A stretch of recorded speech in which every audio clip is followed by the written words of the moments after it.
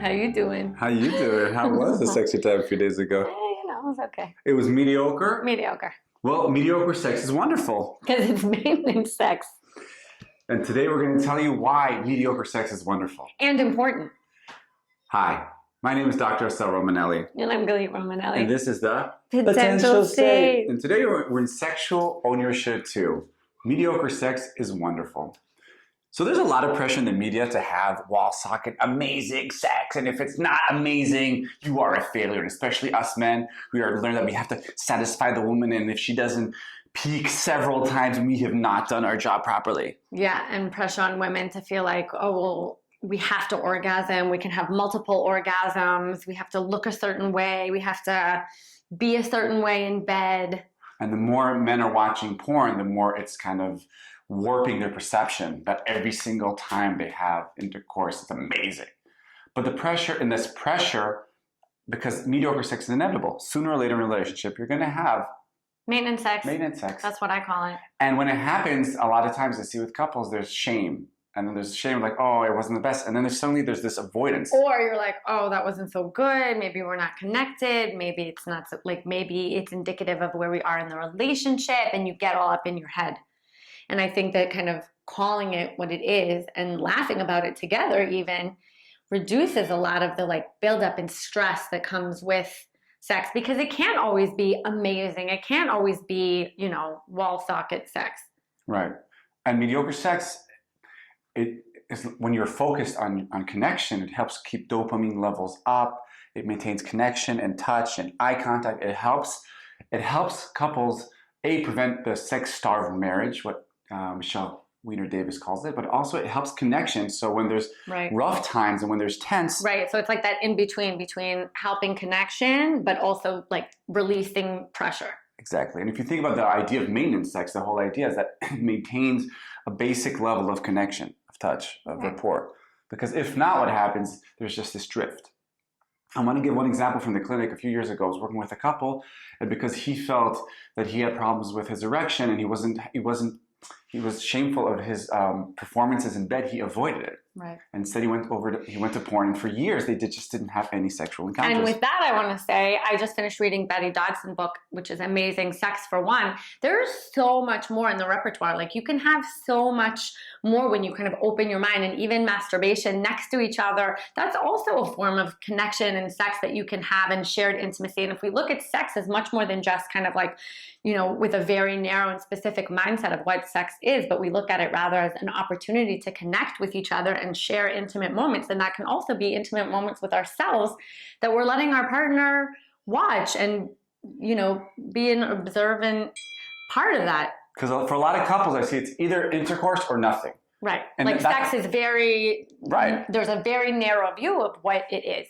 But if we open that repertoire and see it as an opportunity to just be intimate next to each other or with each other, then there's a lot more there that we can explore and try out. And I see for a lot of men, because of that bar is so high, there's so much pressure, they rather avoid it, and then it's much easier to go to porn than to actually engage. And once then that gap of distance just grows and grows, and then there's buildup and pressure when you finally do want to attempt, and then it's this whole kind of notion of like, who's going to initiate and how do you initiate, and there's so much conditions pressure. Need to be perfect, and the conditions are never perfect. You're never going to have that. Especially now conditions are like, especially if you're in lockdown with the kids and the corona time. So how do you change this? How do you re-embrace, reinvent, and kind of bring back maintenance sex? So the first thing, share this episode with your partner. Have a common language. Have a good laugh. Have a good laugh whenever you have maintenance sex. Choose to accept that maintenance sex, the mediocre sex, is inevitable. It's even desirable because it's better than nothing. And then you can even develop a code word for when you think it's going to happen, or when that's what you have the energy for, or kind of to suss each other out. Or even after, to like relieve the pressure of like, oh my God, was it good? Was it not good? Like, are we okay? Just name it. Just name it. And then it's fine. And this is another really important, Galit said that before, like, expand your perception of sex. Sex does not only have to be intercourse. It can be singular enjoyment, mutual masturbation, one of us. It can be just... there's a whole range. Exactly. There's so much more to it. It can even just, I think I'm starting to realize that sex is just it's an opportunity to connect and be intimate with each other, but that doesn't mean that, you know, a certain set of things have to happen. I think if we can let go of like, yes. oh, we have to orgasm, we have to come, we have to, you know, like just let go. It's about just having a good time and like spending that time together. Yeah, maybe connection and sensuality together. Not everything has to be sexual. It can also just be sensual. And not everything has to end in climax. Exactly. Yeah.